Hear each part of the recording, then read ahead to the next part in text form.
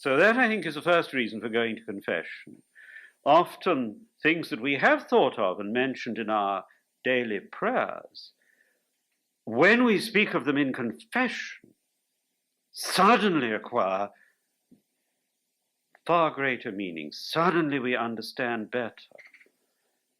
And in confession we suddenly find we're able to say things that we were only half aware of before. Then there is what the priest does, secondly. And here I think there are two aspects of the priest's role, one obvious, the other perhaps less obvious.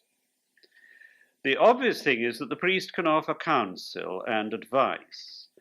The less obvious thing is that the priest represents the community.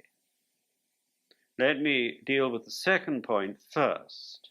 In the early church, confession was public before everyone. From the 4th century onwards, that became difficult as the Christian community grew. And so it took its present form of a private exchange between the priest and the penitent, with the priest strictly bound to keep things secret. But every sin involves the community. There are no purely private sins.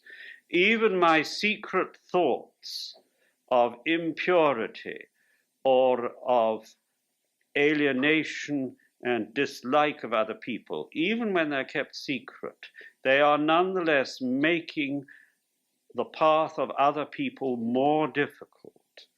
Even my secret sins do harm to my neighbor, to those round me. That is why in the early church confession was public.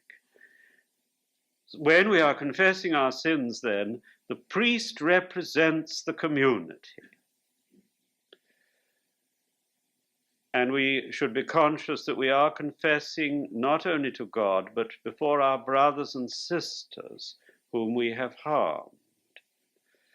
I remember a story told of St. John Maximovich of Shanghai and San Francisco.